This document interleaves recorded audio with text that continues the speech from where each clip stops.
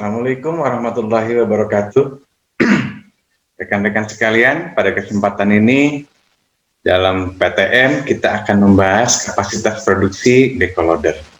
Sebelum pembahasan kita mulai, saya akan perkenalkan terlebih dahulu mahasiswa-mahasiswi mengambil mata kuliah PTM ini.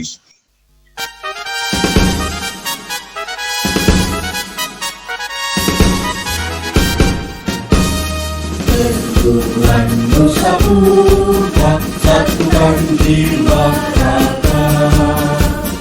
Dalam alam ilahi, ciptakan panji-panji. Tanyakan simbol peradaban, pada putra-putri bangsa. Gerakan bendera kemenangan di bumi pertiwi. Tak goyah, pantang bergerak demi masa depan. Maju terus, Nusa Putra, jayalah selamanya.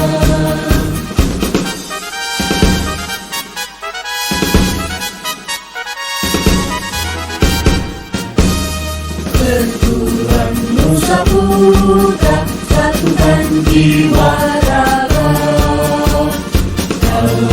Dalam ilahi, ciptakan panji-panji. Tanyakan simbol peradaban, pada putra-putri bangsa. Ciptakan bendera kemenangan di bumi pertiwi. Tak tekan, tak goyah, pantang menyerah demi masa depan.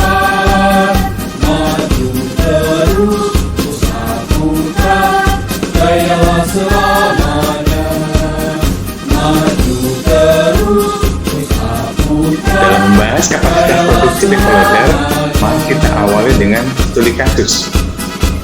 Oke, ini adalah contoh studi kasusnya. Perusahaan A akan membangun suatu gudang pada satu lokasi dengan luas lahan 10.000 meter persegi. Berdasarkan gambar perencanaan telah ditentukan elevasi lahan yang akan dibangun.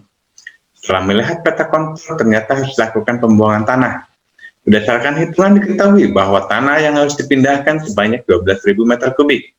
Kondisi tanah yang harus dipindahkan adalah lapis permukaan tidak terlalu padat, sedikit mengandung pasir kerikil atau agregat halus.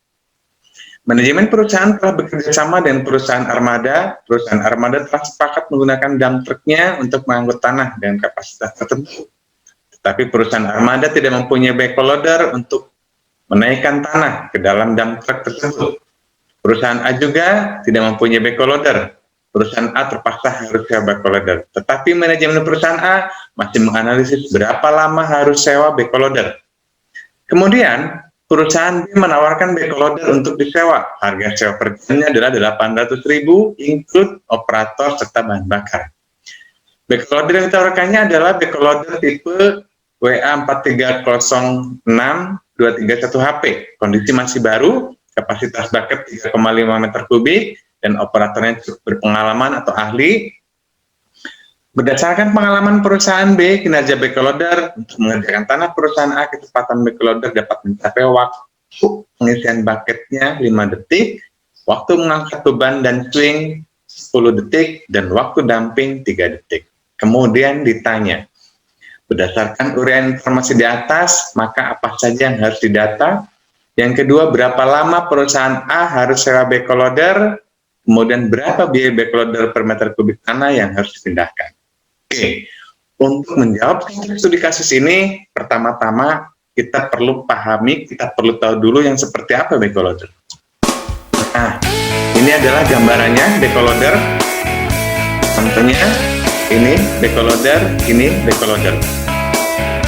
Oke, untuk menjawab studi kasus ini, maka kita perlu mengetahui kapasitas produksi backloader. Nah, ini kapasitas produksi backloader dihitung dengan rumusnya seperti ini. Rumusnya adalah 60 per T kali BC kali JM kali BF. Itu adalah produktivitas backloader dalam studi. Apa pengertiannya dari rumus ini? Ininya adalah Q-nya adalah kapasitas beko loader per jam. Kemudian 60 per T-nya, T-nya adalah waktu tetap atau waktu siklus. Kemudian BC kapasitas bucket, GM keadaan manajemen, dan BF bucket faktor. Oke, ini adalah rumus untuk menghitung kapasitas produksi beko loader. Apa itu waktu siklus? Yang telah kita terangkan sebelumnya, bahwa waktu siklus adalah waktu satu kegiatan satu beko loader, dari mulai menggaruk, mengangkat, kemudian menaruh pada suatu tempat, kemudian balik lagi ke tempat menggaruk, itu disebut siklus atau satu siklus.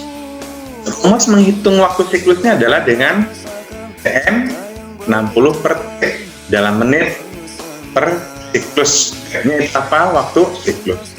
Oke. Untuk menghitung TM itu kayaknya adalah kalau 60-nya sudah tetap, ini koefisien seperti yang pernah terangkan sebelumnya, angka 60 ini adalah menerangkan bahwa 1 jam itu adalah 60 menit. Oke. Sekarang T-nya adalah terdiri dari T1 ditambah 2T2 ditambah T3, di mana T1 itu adalah waktu pengisian bucket, T2 waktu mengangkat beban dan swing, T3-nya waktu dumping atau pembuangan. Oke, ini adalah waktu siklus beko loader, sama seperti beko, seperti faktor yang kemarin yang sebelumnya kita terangkan. Oke. Untuk bisa menghitung kapasitas produksi beko loader, maka kita membutuhkan informasi apa saja di antaranya, yaitu berapa ukuran bucket, berapa lama waktu siklus, berapa faktor bucket, dan berapa angka koefisien efisiensi kerja.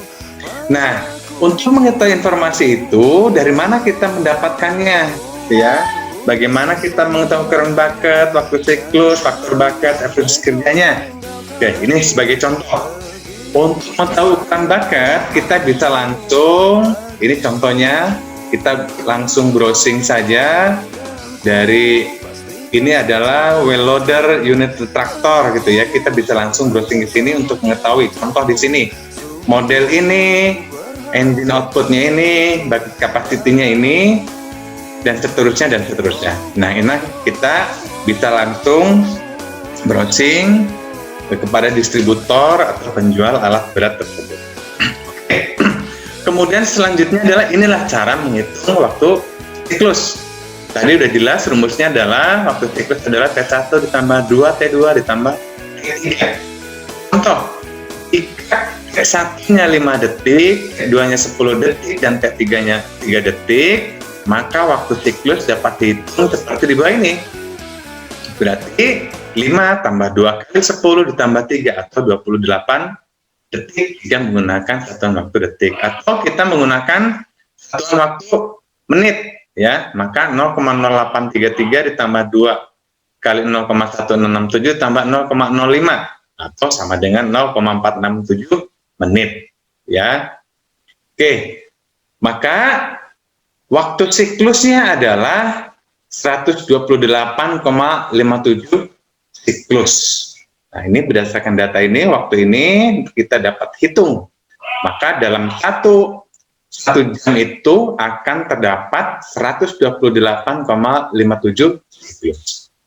Nah, kemudian selanjutnya adalah efisiensi kerja. Sama, efisiensi kerja seperti pada saat menghitung efisiensi kerja ekskavator, di mana tergantung kondisi kerjanya, baik, sedang, kurang baik, atau jelek. Maka sudah muncul di sini efisiensi kerjanya. Oke. Kemudian inilah menghitung kapasitas produksi beko loader. Karena untuk menjawab studi kasus tadi kita perlu menghitung kapasitas produksi beko loader per jam dengan rumus ini, maka kita dapat hitung seperti ini. Misalkan contoh, ekskavatornya adalah tipe WA4306231 HP, kapasitas bucketnya adalah 3,5 meter kubik, maka bucket faktornya 0,9, keadaan manajemennya 0,83, waktu siklusnya 28 detik atau 0,467 menit. Maka berdasarkan data ini, kapasitas produksi beko loader dapat dihitung seperti ini, ya. 60 per T-nya adalah 3.600 per 28 atau 60 per 0,467 kali 3,5 kali 0,8 kali 0,9. Maka hasilnya adalah 336,15 meter kubik per jam. Nah, berdasarkan informasi data, maka pressure produksi faktor per jam adalah 336,15 meter kubik, ya. Oke. Maka untuk menjawab studi kasus tadi, kita harus menjawab poin 1, 2, dan 3, ya. Data apa saja berdasarkan kalimat ini, apa saja yang perlu kita data, kemudian berapa lama perusahaan A harus sewa backloader, kemudian berapa biaya backloader per meter kubik. Nah, ini adalah jawabannya. Maka berdasarkan informasi kita tadi, kita harus mencatat diantaranya adalah 1, 2, 3, 4, 5, 6, 7, 8 poin penting yang perlu kita catat, yang perlu kita data. Pertama adalah biaya sewa backloader per jamnya ada 800.000. Kemudian tanah yang harus dipindahkan adalah 12.000 meter kubik. Kemudian kondisi pekerjaan tanah sedang, kemudian tentukan faktor bucketnya adalah 0,9. Kondisi backloader baik dan operator ahli ditentukan kondisi kerja baik, efisiensinya adalah 0,83. Kemudian kapasitas bucket backloader 3,5 meter kubik. Waktu pengisian bucket 5 detik, waktu mengangkat beban dan swing 10 detik, dan waktu dumping 3 detik. Inilah hal-hal yang perlu didata dari contoh studi kasus tadi. Dari data inilah kemudian kita selanjutnya bisa analisis berapa lama backloader harus mengerjakan tanah 12.000 meter kubik ini, kemudian berapa lama waktu penyelesaian pekerjaannya, dan selanjutnya berapa biaya per meter kubik pemindahan tanah menggunakan backloader. Oke, inilah jawaban nomor 2. Berapa lama perusahaan A harus sewa backloader? Maka kapasitas produksi backloadernya ini, kapasitas bucket ini, ya.